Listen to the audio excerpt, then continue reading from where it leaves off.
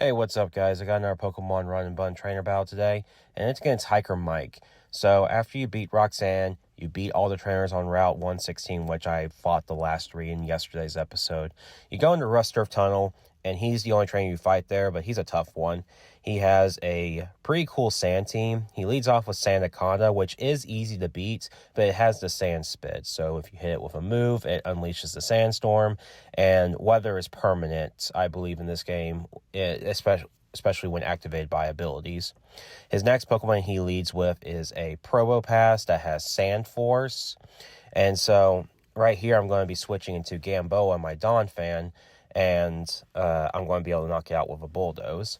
His other Pokemon is a Clefable, which has Magic Guard, so it does not take damage by Sandstorm. And then the last Pokemon he has is a Stoutland with Sand Rush, and this thing is the Pokemon that can end runs or at least heavily cripple your team because it's going to outspeed everything if the Sandstorm is up, and it just has some pretty powerful moves. Now, this run that I'm doing happened a while back, and basically ever since then I've been watching other people do their runs, and a way to make this fight easier is to use moves to change Sandaconda's ability. So if you have a grass type that knows Worry Seed, change the Sand Spit ability to Insomnia, then the Sandstorm won't go up. And that means you are dealing with a much easier team, a Stoutland that does not outspeed you, and a Probopass that's not 30% more powerful in the sand.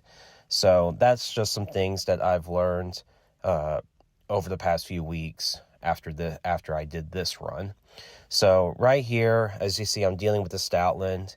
I get paralyzed. I'm able to stun spore it, but again, I keep forgetting about the Lumberry. I do look at these teams beforehand, just sometimes I forget who has a Lumberry and who doesn't. So right here, I'm going to lose a Pokemon. Right here, I decide to go into Banad and at least get a Cotton down, just try to see if I can't get some chip damage on him. And so right here, this happens. Here's what happens. I'm going to switch into, it's Hatterene, I think, or is that the last one? I can't remember. But anyway, I switch into this one knowing full well it's going to die. At this point, my run is going to end soon, and a lot of these trainers, I am going to end up losing at least like one Pokemon per fight, because this is completely new territory for me. Right here, I'm going to be going into Gamboa, the Donphan.